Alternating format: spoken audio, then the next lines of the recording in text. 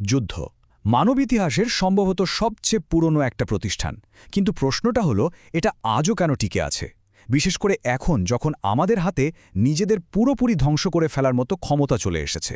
চলুন এই বিষয়টা একটু গভীরে গিয়ে দেখা যাক। এই ছবিটার দিকে একবার তাকান। কি অদ্ভুত একটা বৈপরীত্য, তাই না? একদিকে আমাদের হাতে এমন ক্ষমতা যা দিয়ে পুরো সভ্যতাকে এক মুহূর্তে শেষ করে দেওয়া যায়, আবার অন্যদিকে যুদ্ধও যেন আমাদের জীবনের একটা অংশ হয়েই রয়ে গেছে।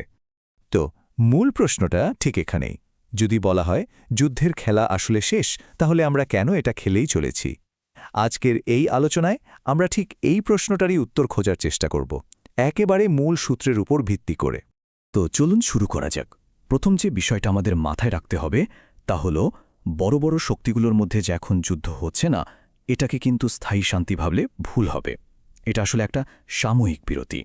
গাইন ডায়ারের এই কথাটা ভাবুন একবার। কি ভয়ঙ্কর সত্যি! তিনি বলছেন সর্বাত্মক যুদ্ধের যে হুমকি, সেটা কিন্তু উধাও হয়ে যায়নি, এটা শুধু ঘুমিয়ে আছে। এর পরের পয়েন্টটা আরও ইন্টারেস্টিং। আমাদের প্রযুক্তি হয়তো অনেক এগিয়ে গেছে, ড্রোন, স্মার্ট বোম, কত কি, কিন্তু যুদ্ধের যে মূল মানবিক অভিজ্ঞতা, সেটা কিন্তু হাজার হাজার বছর ধরে একদম একই রকম রয়ে গেছে। এই দুটো ছবির দিকে তাকানো যাক। একটা হলো প্রাচীন অ্যাসিরিয়ান ধ্বংসযজ্ঞের খোদাই করা ছবি, আর অন্যটা আধুনিক সময়ের এক যুদ্ধক্ষেত্রের।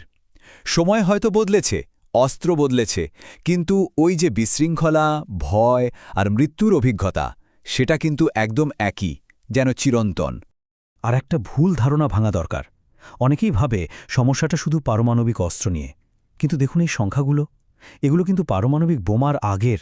সাধারণ বোমা দিয়েই টোকিওতে মারা গিয়েছিল প্রায় ২.২ লক্ষ মানুষ, হামবুর্গে ৭০,০০০, ড্রেসডেনে ৮০,০০০। তাহলে আসল সমস্যাটা কোথায়?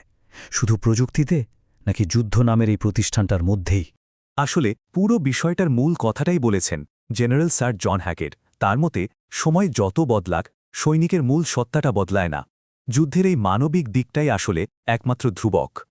আচ্ছা, তাহলে পরের পয়েন্টে আসা যাক। এই যে যুদ্ধক্ষেত্রের ভয়ঙ্কর বিশৃঙ্খলা আর অনিশ্চয়তা, এটাকে সামলানোর জন্যই কিন্তু একটা বিশেষ প্রতিষ্ঠান তৈরি হয়েছে, আর সেটা হলো সামরিক বাহিনী বা মিলিটারি। স্যামুয়েল হান্টিংটনের মতে পেশাদার সৈনিকদের একটা আলাদা মানসিকতা থাকে। একে বলা যেতে পারে সামরিক মানসিকতা। এই মানসিকতার মূল ভিত্তি হল ব্যক্তির চেয়ে সমাজ বড় আর আনুগত্যই সবচেয়ে বড় গুণ। আর এটা এমনি এমনি তৈরি হয়নি, এটা তাদের পেশার কঠিন বাস্তবতারই একটা ফসল।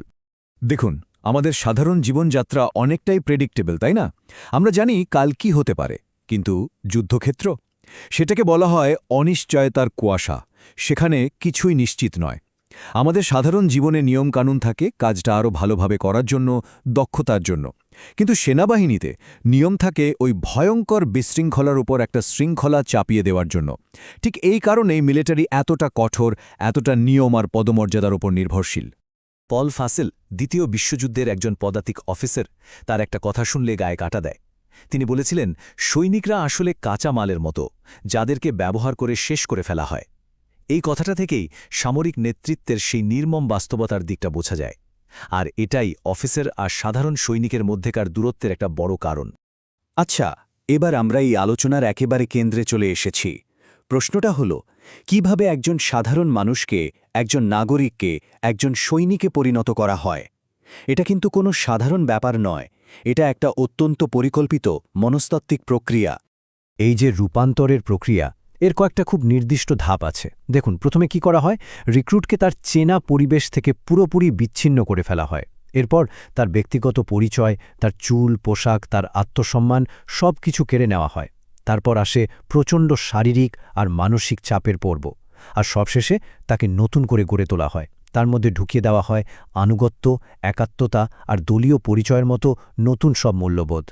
আর এই পুরো প্রক্রিয়াটা সবচেয়ে ভালো কাজ করে তরুণদের ওপর, কারণ তাদের মনটা তখনও নরম থাকে, তাদের সহজে প্রভাবিত করা যায়।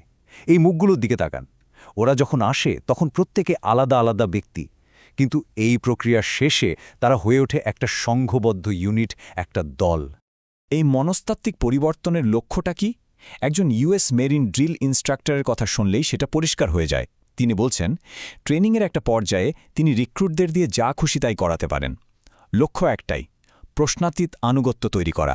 এই আনুগত্য তৈরির একটা খুব কার্যকর কৌশল হল যৌথ শাস্তি।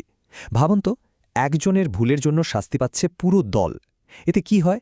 ব্যক্তির আমি বোধটা কমে আসে আর দলের আমরা বোধটা তীব্র হয়ে ওঠে। ব্যক্তির স্বাতন্ত্র্যকে এভাবেই দমন করা হয়। আচ্ছা, এত কিছুর পর হয়তো মনে হতে পারে যে সৈনিকরা দেশপ্রেম বা কোনো বড় আদর্শের জন্য লড়াই করে, কিন্তু সবচেয়ে অবাক করা বিষয়টা হলো তাদের লড়াইয়ের চূড়ান্ত অনুপ্রেরণাটা আসে সম্পূর্ণ অন্য একটা জায়গা থেকে। আর সেটা হলো তাদের সহযোদ্ধা বা কমরেডদের সাথে তৈরি হওয়া এক অবিশ্বাস্য শক্তিশালী বন্ধন। এই অনুপ্রেরণার প্রথম স্তরটা হল সহকর্মীদের চাপ। কিন্তু এটা আমাদের সাধারণ জীবনের চাপের মতো না। যুদ্ধক্ষেত্রে এটা জীবন মরণের প্রশ্ন। যেমনটা ভিয়েতনামের একজন ভেটারেন বলছিলেন, পাশে এমন সব লোক আছে যারা হয়তো জীবন বাঁচিয়েছে বা বাঁচাবে। তাদের সামনে থেকে পিছু হটা যায় না, সঙ্গীদের হতাশ করা যায় না। এই বন্ধনটা আসলে কতটা গভীর? ক্যাপ্টেন জন আর্লি বলছেন, একটা কমব্যাট ইউনিটের মধ্যে যে বিশ্বাস আর আস্থার সম্পর্ক তৈরি হয় সেটা অনেক ক্ষেত্রে স্বামী স্ত্রীর সম্পর্কের চেয়েও বেশি শক্তিশালী। কারণটা সহজ, তারা একে অপরের হাতে নিজেদের জীবনটা তুলে দেয়। আর এই অনুভূতির সবচেয়ে মর্মস্পর্শী উদাহরণ সম্ভবত উইলিয়াম ম্যানচেস্টারের গল্পটা। তিনি যুদ্ধে গুরুতর আহত হয়েছিলেন, কিন্তু সুস্থ হয়ে আবার ফিরে গিয়েছিলেন। কেন? তার নিজের ভাষাতেই শুনুন। কারণ সেখানে না থাকার চিন্তাটাই ছিল অসহ্য। তিনি তার সঙ্গীদের অভাব বোধ করছিলেন। তিনি বলছেন, এটা ছিল এক ধরনের ভালোবাসা। তাহলে সবকিছুর শেষে মূল কথাটা কি দাঁড়ালো? কথাটা খুব সাধারণ, কিন্তু একই সাথে ভয়ঙ্কর। আর তা হলো, এই সৈনিক তৈরির প্রক্রিয়াটা এতটাই কার্যকর যে এর জন্য কোনো বিশেষ ধরনের মানুষ লাগে না, যে কোনো মায়ের ছেলেই চলবে। তো পুরো আলোচনাটা আমাদের একটা বড় প্রশ্নের সামনে দাঁড় করিয়ে দেয়। যদি যুদ্ধ মানুষের কোনো সহজাত প্রবৃত্তি না হয়, যদি এটা একটা শেখা আচরণ হয় যা কিনা অত্যন্ত পরিকল্পিতভাবে শেখানো হয়, প্রথিত করা হয় মনের ভেতরে, তাহলে সেই আচরণকে আবার ভুলে যাওয়া বা আনলার্ন করার ক্ষমতা কি আমাদের আছে? এই প্রশ্নটা আমাদের সবার ভাবার জন্য রইল।